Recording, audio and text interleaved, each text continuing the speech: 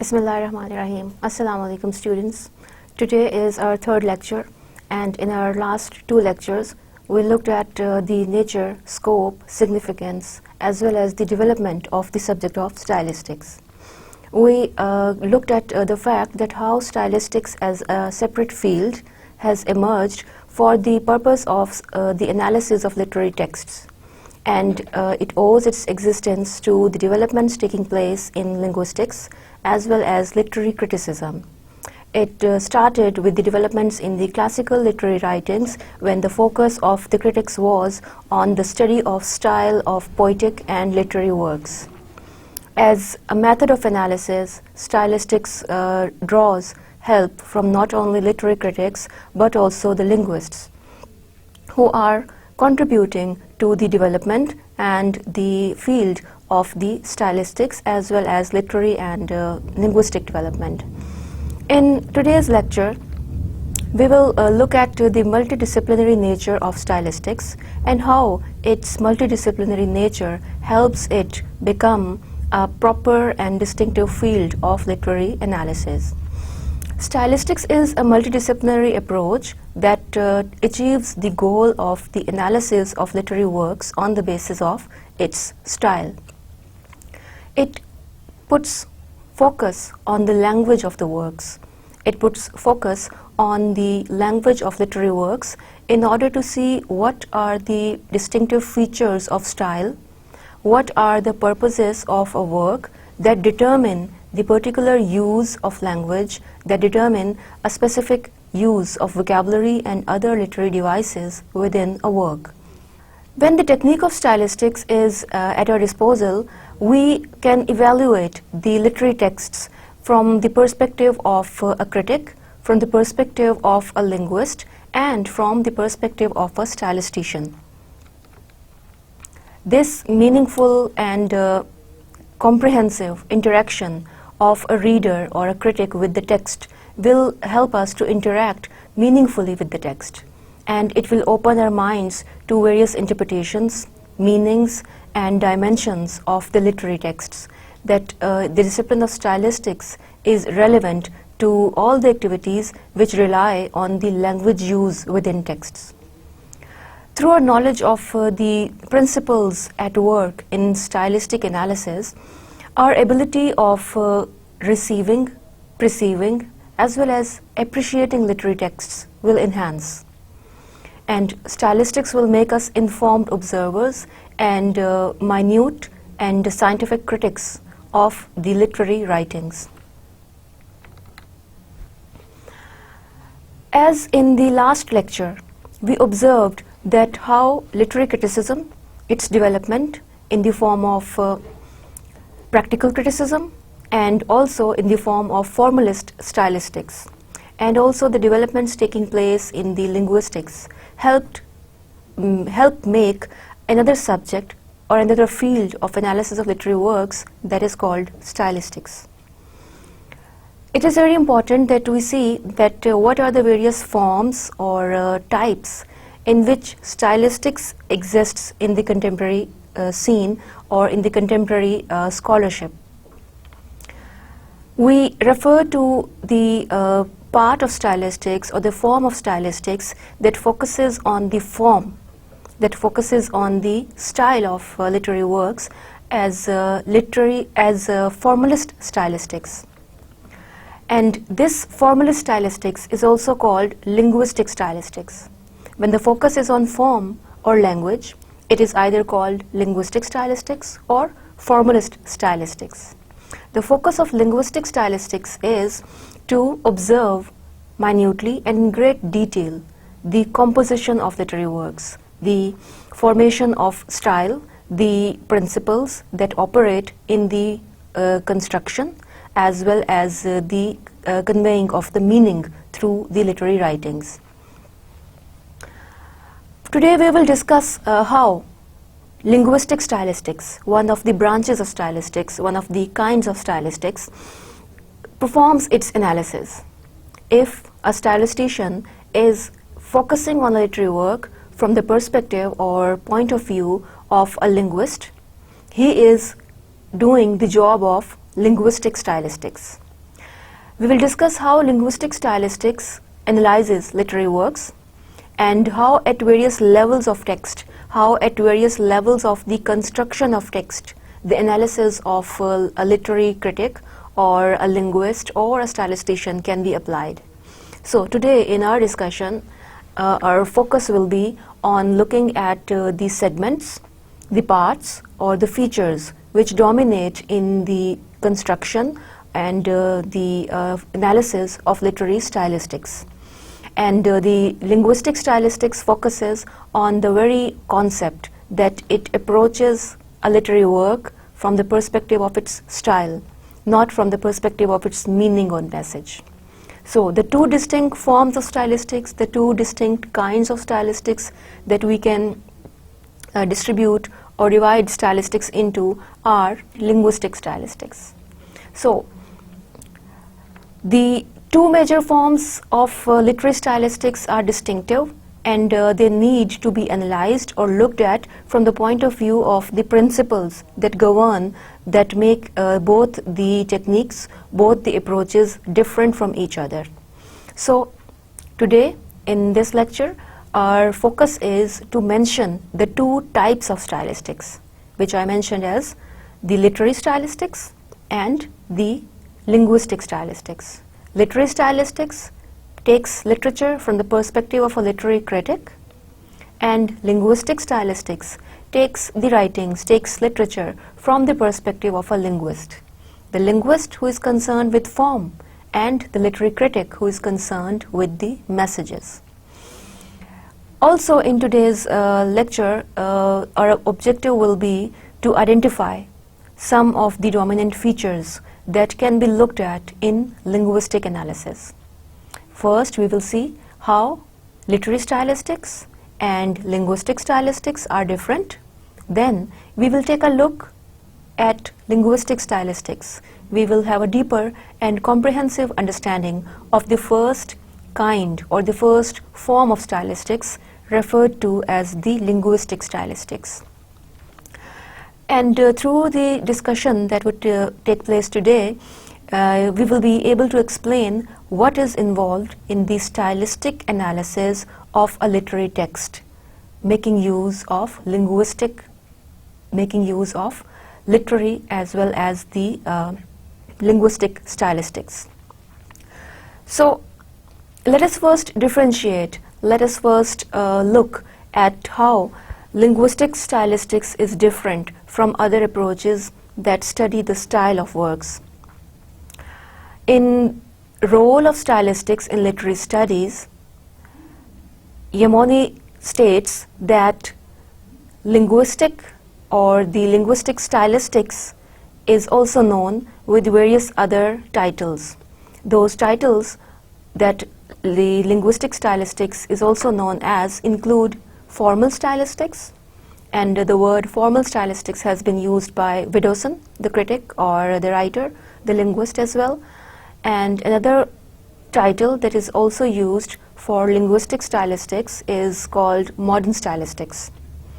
And Fowler has used the title new stylistics, and Michael Short makes use of a term literary linguistic stylistics. So the purpose of quoting Yamoni and his description of various other titles that are used simultaneously for referring to the stylistics that approaches text from a linguist perspective is to tell you that if these titles are used like formalist stylistic, modern stylistics, new stylistics or literary linguistic stylistics, it all denote, or rather they all denote, that they are referring to stylistics which takes help from the linguistics and the theories of linguistics. And this approach of stylistics, that is linguistic stylistics, focuses on the words, language and form rather than the meanings and messages.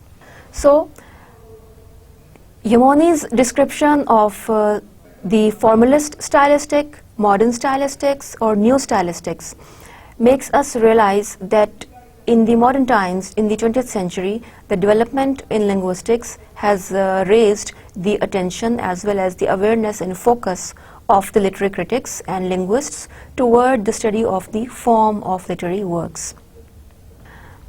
Now let us look at what actually linguistic stylistics is. As the very name suggests, that this is a type of stylistics that relies on linguistics, that relies on the analysis of language. Linguistic stylistics explores the linguistic features of a text. Now, what can be the linguistic features of a text? There can be many features of language embedded within the text in the form of its graphology or the way it is constructed, in the form of its phonology, the way it sounds, also in the form of semantics, the meanings, or in the form of pragmatics, the meanings that the words or the language of a text or a writing would convey in a particular context or in a situation. So all these linguistic features like graphology, phonology, morphology, semantics, pragmatics, they all are the concern of linguistic stylistics. Here, all these features will be located, identified, examined, investigated, and commented upon by a literary critic, by a stylistician. There is reference to style as the selection of certain linguistic forms or feature over others is considered possible. Now, when a writer has made use of a specific language and has given details using specific vocabulary items or the literary devices, the linguistic stylistics would observe why certain forms prevail in a text, what function these forms perform, why these forms of language, either in the form of a tense, for example, were preferred by the writer or were considered more suitable for conveying the meanings of the text, and how does it enhance the overall impact, the overall impression of the literary work on the reader. So, literary stylistics points to those linguistic choices which a writer or a speaker has made, as well as the effects of those choices. The features of a literary work strengthen the idea or the message that the writer is trying to convey to the reader. Of course, the writer felt motivated to convey a particular idea.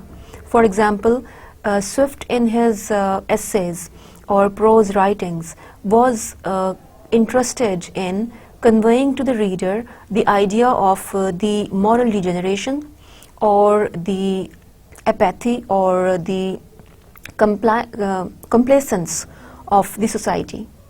That is why, to convey the cold-heartedness or the unsympathetic nature of people in the world, he preferred the mode of satire. And by criticizing the society with the help of the satire that is biting, that is painful, that is scathing, is what the writer achieves. He achieves the purpose of criticism or the indictment of the society. So this is how style is connected with the theme. This is how style is connected with the purposes of the writer. So his stylistic choices or the linguistic choices that a writer makes are dependent upon what type of a message does he want to convey to the reader. Linguistic stylistics is primarily concerned with the use of language and its effects in the text. Now, this is the same that when we talk about that how each and every word in a composition, how each and every detail in a literary work corresponds with the rest of the elements that exist within a text. For example, observe the poem by Robert Frost, the famous poem, The Road Not Taken. The very title of the poem, its linguistic choices, the selection of particular words by the poet introduces us to the idea of a road and the idea of the persona or the speaker's inability to take a particular road. Now, the linguistic choice has conveyed the message of the speaker. that the persona or the poet are concerned with telling these readers that he hadn't made a choice, he hadn't selected a particular road. Then after reading the title, which mentions the significance of road, we read the first line that states, "Two roads diverged in a wood and I chose the one less traveled by." When the repetition of the word road and choosing the less traveled by road is done, it makes us realize the importance of the mentioning of the road and the writer's or the speaker's inability to choose that road. It becomes clear to the reader that the poem would be about missing something in life, not being able to choose what he desired. So, in this way you can see that how the linguistic choices, how the stylistic choices and the features of a text enhance the meaning of a work.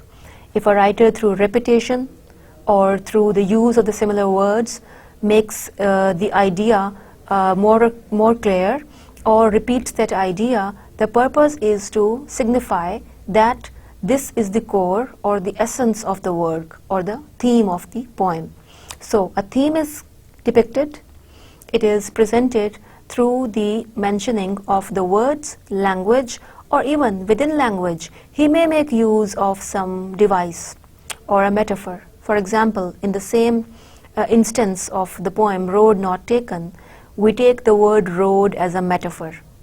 Not only it is a word that has been repeated again for the sake of mentioning that on the material plane there was something that he could not choose or do. There was a choice that he could not take. But here the word road, if looked at from the perspective of a metaphor, it can be looked at metaphor for the choices that we are offered in life. And being human, we are unable to make use of all the offers, all the choices that we are offered. So a word becomes meaningful through its use.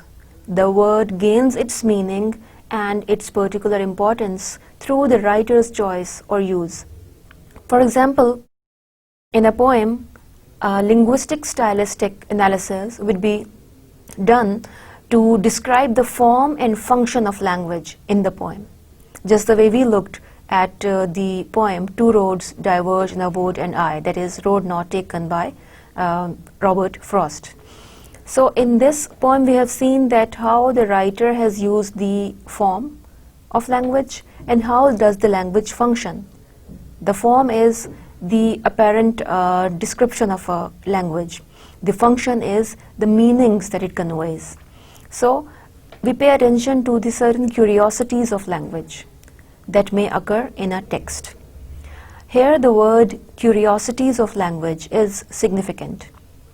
The word curiosities refers to the unusualness, something that is strange or unusual within a text. For instance, look at the same poem that we are talking about, The Road Not Taken. Here the word road, when the reader encounters it, he realizes that on reading the poem, the significance of the word road would expand beyond its material existence, beyond it being an object or a path. This is the curiosity of language, that using the word road in a particular way, the writer has emphasized that what other or what multiple meanings can also be associated with the idea of road. It can be a metaphor for life, it can be metaphor for the choices or the decisions that a person has to make in life, or the blessings or the offerings that the life reveals before us. These two can be referred to through the metaphor of road. So one becomes interested in finding out meaning of such unusual words, which are in fact the curiosities of language that can be accounted for in linguistic terms. So language or the study of linguistics offers to us the meanings and the peculiar instances in which these words can be used, or these words can enhance the meaning of the words.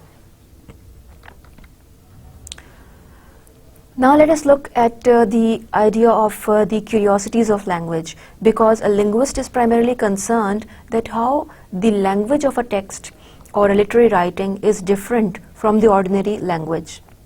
In the ordinary language, you rarely make use of ambiguous words or symbols, personifications, or metaphors, because in the ordinary language, our purpose is to communicate as simply as possible, in simple terms and in short particular words, whereas poetry enhances the efficiency of a reader to think deeply, to reflect deeply over the ideas about life.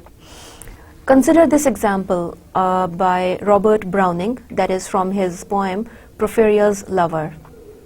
In the beginning of the poem, Robert Browning puts in certain words in a context in which they are not used in the ordinary or daily language.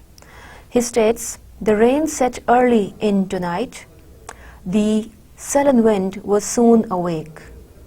It tore the elm tops down for spite, and did its worst to vex the lake."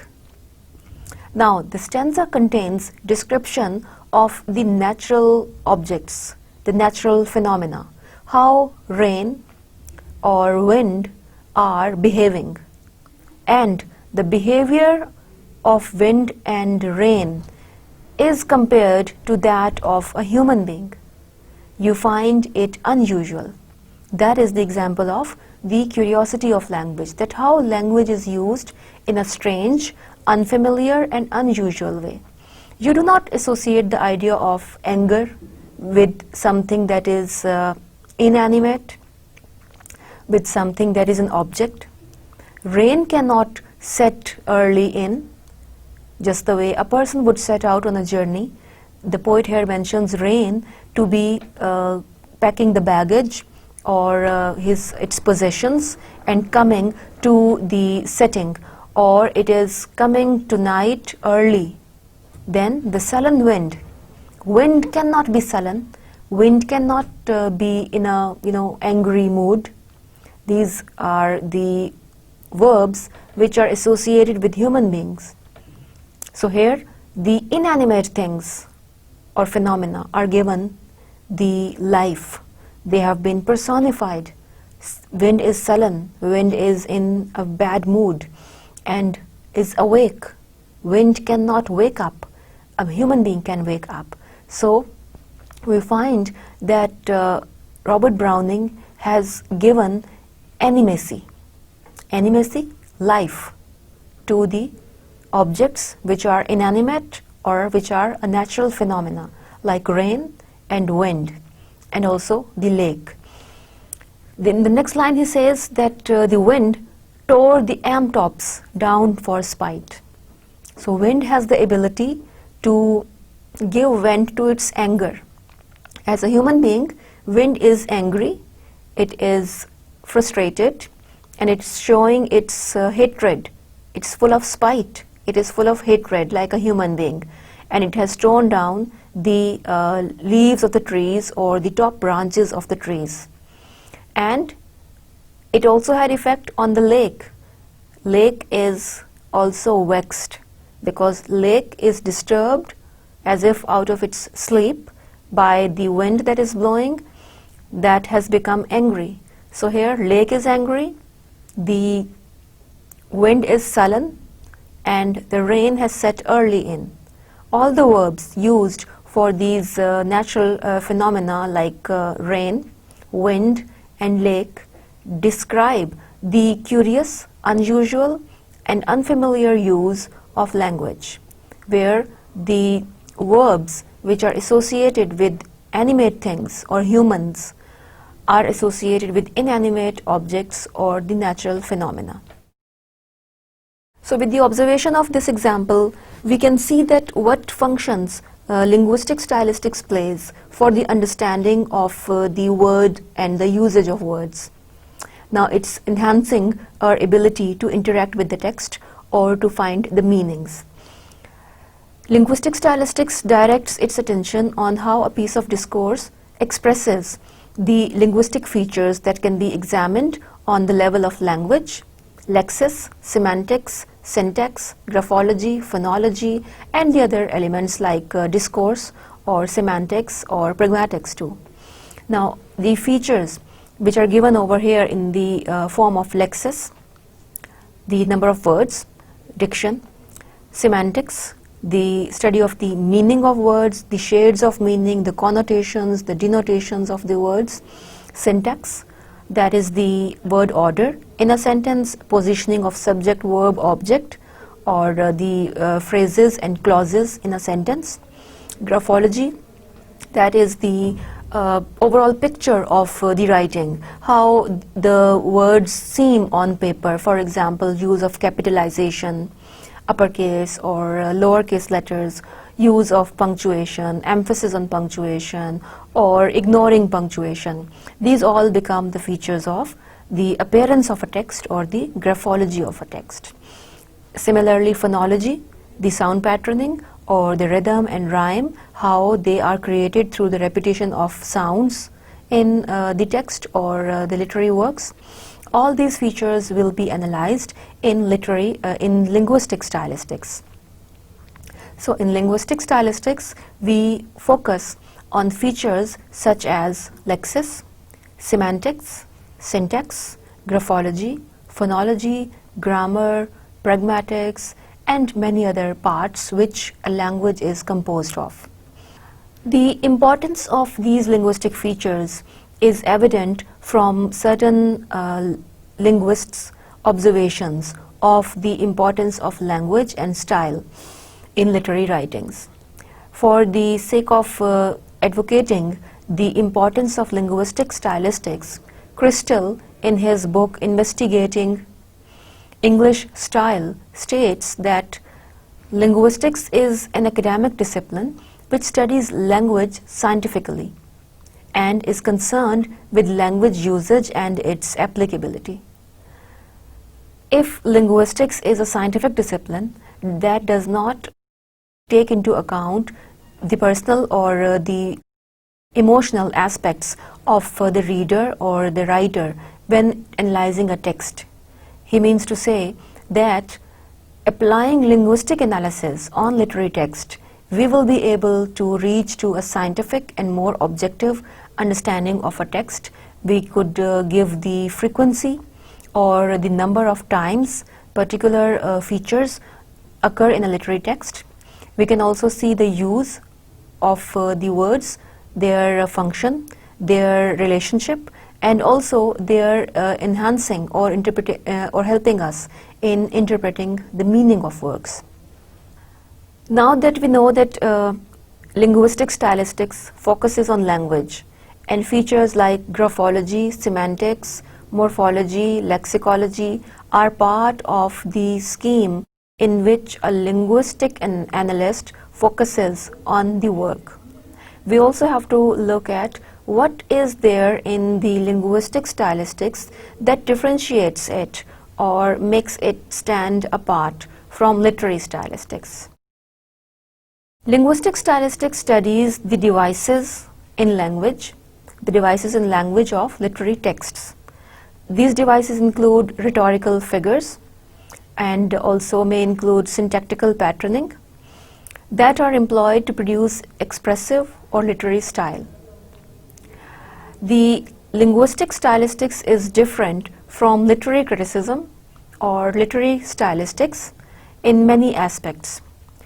Literary criticism rests solely on the subjective interpretation of the text. It relies on the author's information or even the reader's response and reception of the text.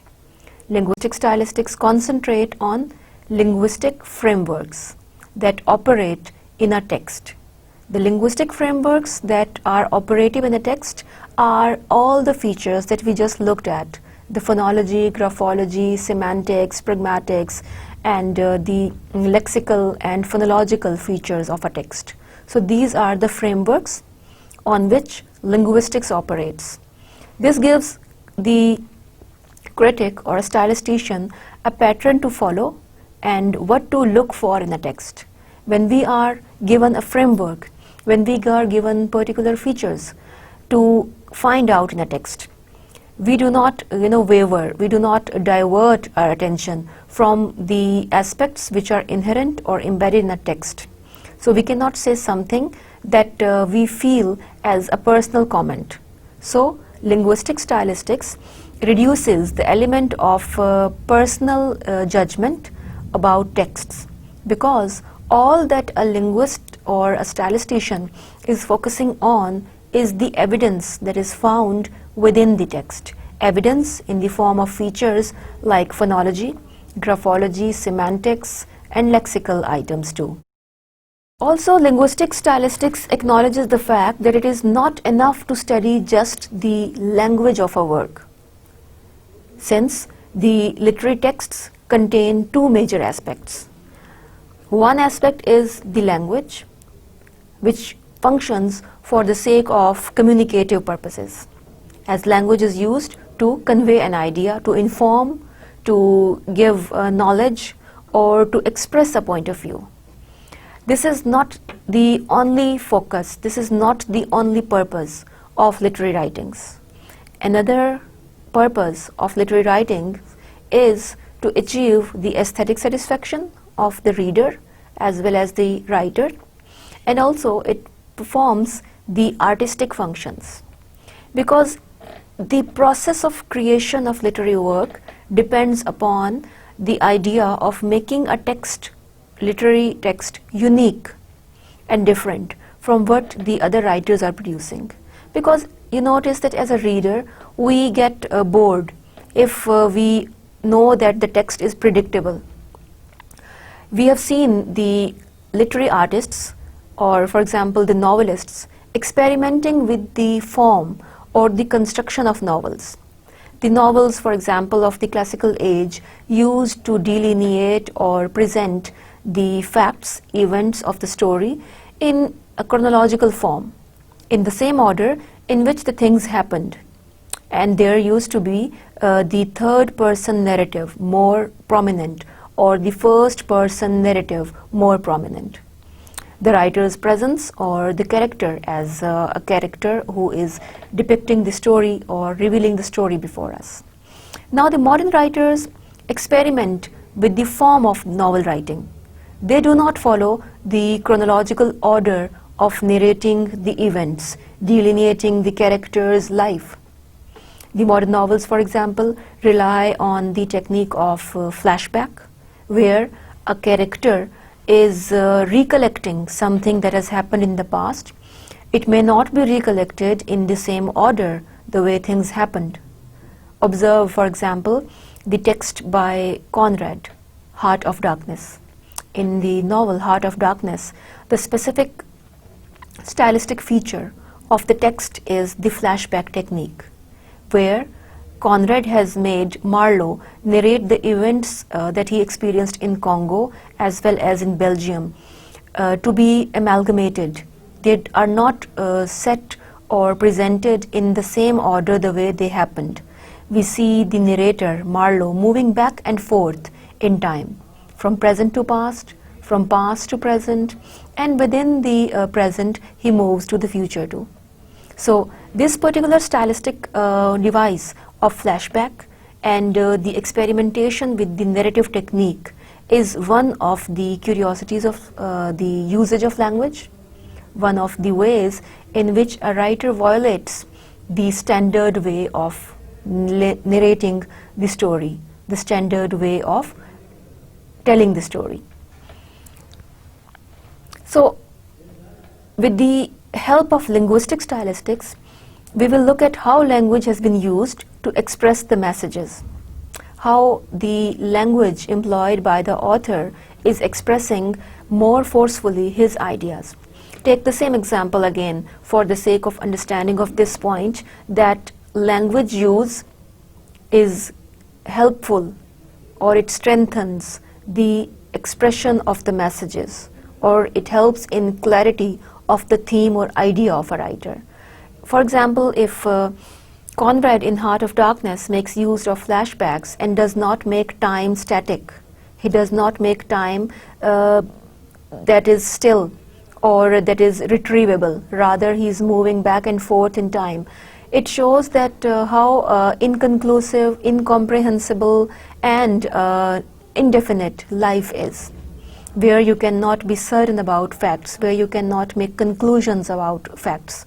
So this idea that the tale of Marlowe in Heart of Darkness is inconclusive, where we cannot reach to a conclusion, is intensified by the use of the particular features of language in which he's moving back and forth in time.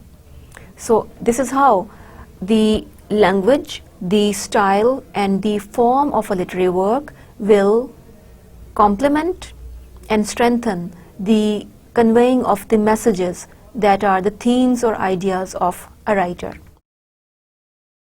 With the understanding of this importance of linguistic features in style, the curiosities of language, how they make literary work distinct, unusual, as well as attractive. Now, let us one by one take a look at these features which I have been mentioning to you time and again, the graphology, semantics, lexis, syntax of a work. Because all these features are the part of the analysis of linguistic stylistics. There is a quotation by Widdowson in his book called Stylistics, where he states that stylistic analysis of linguistics refers to the identification of the patterns of usage in speech and writing. When Widdowson says identification of the patterns of usage of speech and writing, he is also referring to the features or the curiosities of language, which we are looking at now.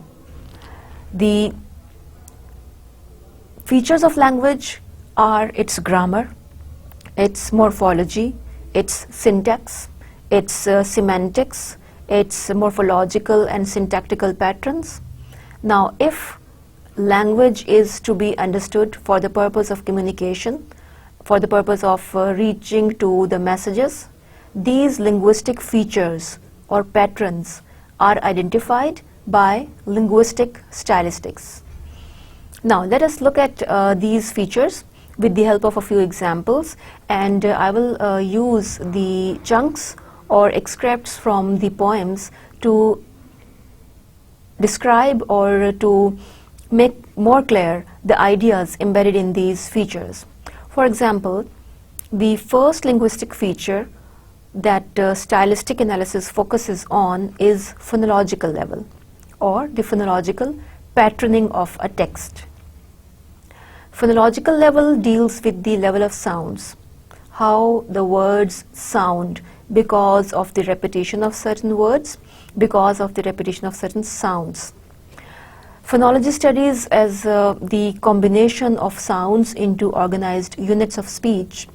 Now, it is very useful to study that how a poet in a work organizes the similar sounding words so that he can complement the theme, idea, or the tone of the poem. Through phonology, we consider the superficial level of the language, how language or an utterance would sound will be determined by the phonology. Look, for example, the songs or the poems, the rhymes, nursery rhymes. You would realize that as a child, you could easily remember the poems that were taught in school, like Baba Black Sheep or Humpty Dumpty or Jack and Jill, because of one specific feature that these rhymes contained. These rhymes contained phonological patterning, rhyme, repetition of the similar sounding words. Now look at that rhyme in Baba Black Sheep. Now this repetition of the word or the sound ba makes it sound rhythmic. Similarly, Jack and Jill went up the hill. Here the repetition of the words in the words Jack and Jill and hill and Jill, it is rhyming together. Now, this rhyme or phonological patterning is one such features that makes an utterance sound pleasant, or it adds to its memorability as well.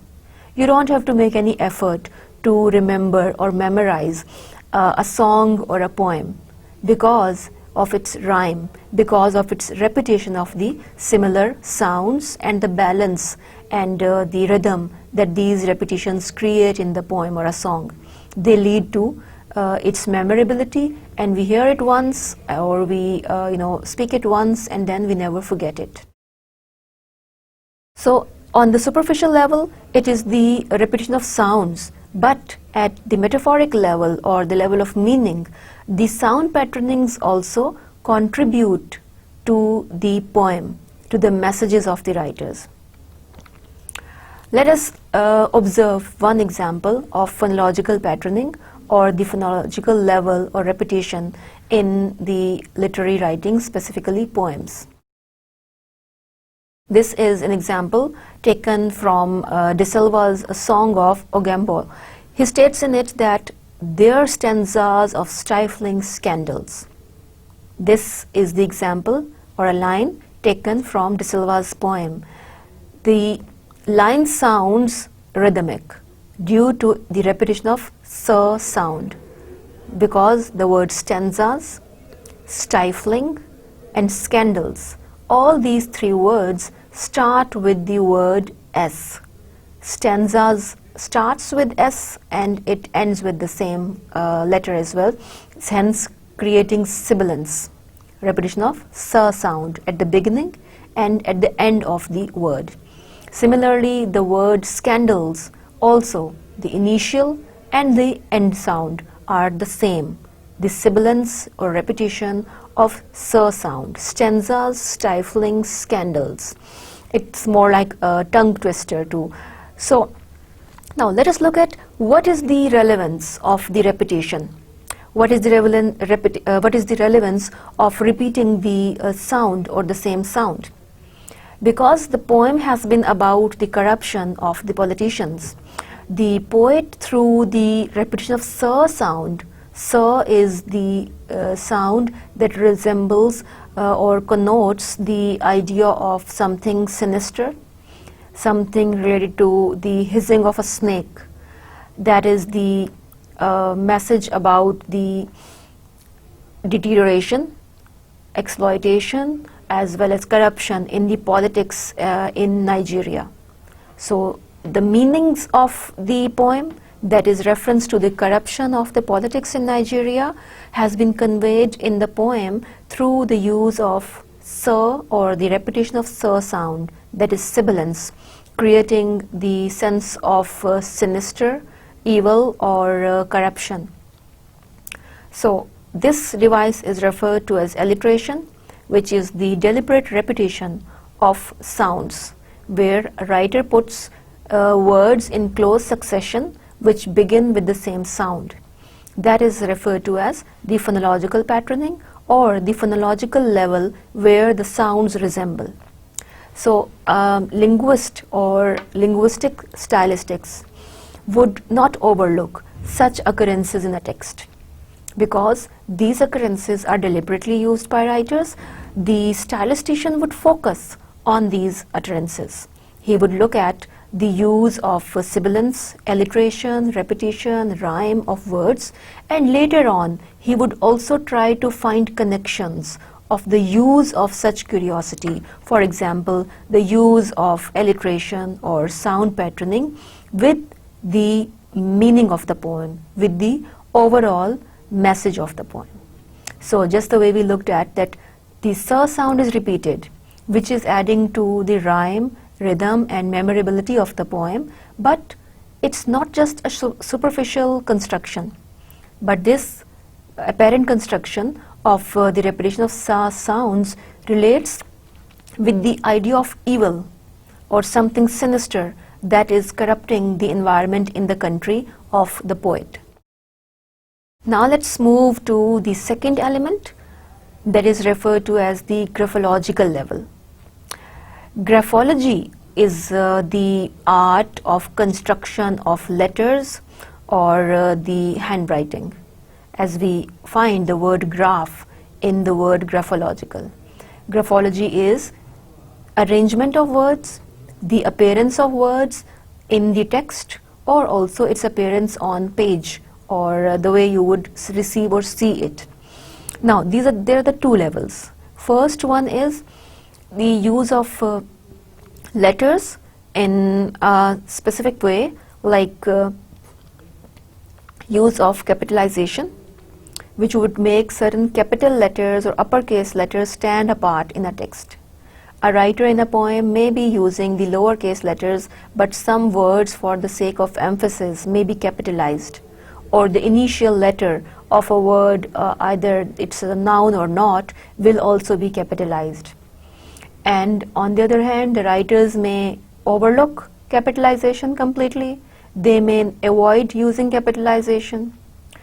Normally in the construction of poems, we notice that the initial letter of each sentence is capitalized. Whether it is connected with the previous line or not, the writers usually capitalize the first letter of each line in a poem. Some writers in the modern age are ignoring this practice. They stick to the use of lowercase letters. Now that is a feature of graphology, where a writer either sticks to strictly to the following of the codes of writing, using the capitals as necessary or as required, or a writer may deviate and may overlook capitalization or punctuation. In your study of literary works and poems, you must have noticed that Emily Dickinson, a famous American poetess, makes use of capitalization, punctuation and dashes too excessively. She relies to convey meaning through pauses.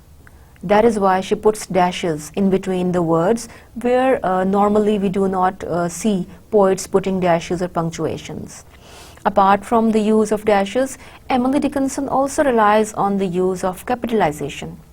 Any word would be capitalized for the sake of emphasis. For example, if she is personifying death, she would refer to death as he, that is a personification, and then the word H and the letter H in the word he would be capitalized. So this is unusual and distinctive because a graphological feature is used to enhance or to convey the meaning of a work. So for Emily Dickinson, the graphology of the writing or work is as important as is the meaning or the message of writing. One of the modern or American poets, E. Cummings, also relies on the feature of graphology in poetry. He ignores using capitalization. So unlike Emily Dickinson, who focuses on capitalization and excessive use of punctuation, E. Cummings completely avoids it. And as you can see, the way he writes his name, E with small or lowercase letters, and also the initials Cummings is also written with the small letter C. So that is the very example of graphological deviation inherent in his signatures or the way he writes his own name. So graphology is either avoiding the standards of punctuation or excessively using those standards or mechanics. Here is a very interesting example of graphological level of the language, or the level at which the linguistic stylistics pays attention. The example is taken from Yushi's Hill Song, that is the poem, and look at how the poem is written or composed. How does it appear on the page?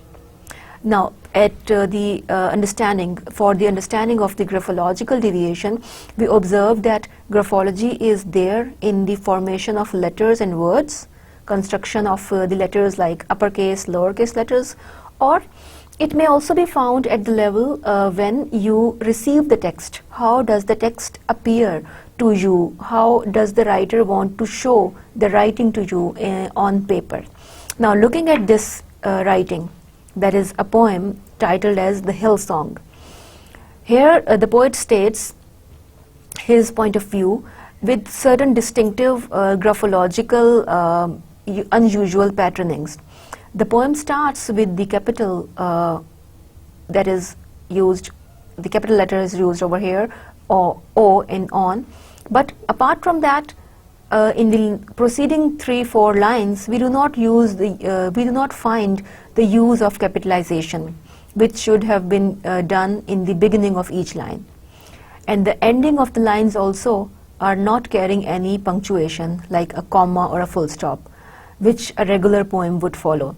So here, for a linguist or a linguistic stylistics, this identification is of great importance. He would find out, or he would locate, why the poem is written in an unusual way. What is it in the poem that makes it different and unusual? And one thing for a linguist or linguistic stylistics that makes the Usury's poem unusual is its graphology. The poet states, "On the wrinkled face of the hills, I see my shortening shadow. As my sun creeps towards the west hills, gently, gently, gently, like afternoon's flame, lowering to ash in the evening." Observe, apart from the missing of the capitalization, the formation of the word lowering. Just as the word lowering connotes the feeling of something getting down, something falling, here also the letters of the word lowering seem to be falling down, coming down, like fall from a hill. This is what connotation we can draw. Then in the last line we find the capital T, just the way we found it in the first line, the capital O. Here the writer is conveying the idea of life and death, youth and age, through these examples or through these features. The wrinkled face of the hills is referring to the surroundings that refer to the writers getting older. He sees his shortening shadow, that his life is coming to an end now. And sun creeps towards the west hill. The sun is setting now. The time has passed. Gently, gently, gently. The repetition of these 3 words reveals that the poet has gradually but finally come to the end. It did not happen in an instance. It took time. He spent years in the world. And now his life in the old age seems like an afternoon flame. It's burning, but it's about to be extinguished, as it is an afternoon flame. And then the word lowering is placed. The life is, the flame is lowering to the ashes. Now, lowering is the fall towards death, the old age leading to the end of life. So look how meaningfully the graphology of this text or the poem conveys the meaning to the reader. We associate, we look at the words not just as something that carries meaning in the writer's mind, but as if it's a painting being sketched on the paper. This is all possible through the use of particular graphology. The graphological features of a text have made it possible that how pleasant, how interesting the text seems to the reader when we receive it. We feel awe, wonder, as well as excitement on coming across this novelty in the text. That is the use of graphology that has added to the novelty of the text. So you have seen that how these features, which appear to be the features possible to be analyzed only by a linguist, can be of great help to a stylistician when he would adopt the linguistic stylistics stance. He will be paying attention to these features like graphology as well as phonology. So today we looked at these 2 aspects in detail by the help of the extracts from the poems to analyze how graphology and phonology play a major role in depicting the theme of the poem or in making the text stay distinct unusual and also meaningful through the use of the features like graphology and phonology. We also observed that linguistic stylistics is a branch, kind or a type of stylistics, because stylistics is a discipline that owes its existence to many branches, fields and disciplines.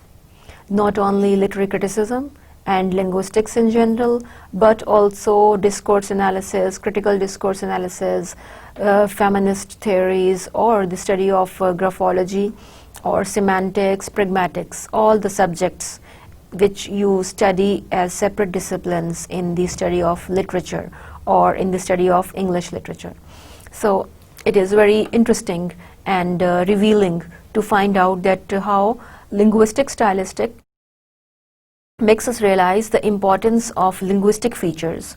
And today we observed just two of those many linguistic features which are to be analyzed by a stylistician for the understanding of the meaning of the text and for the interpretation of the text.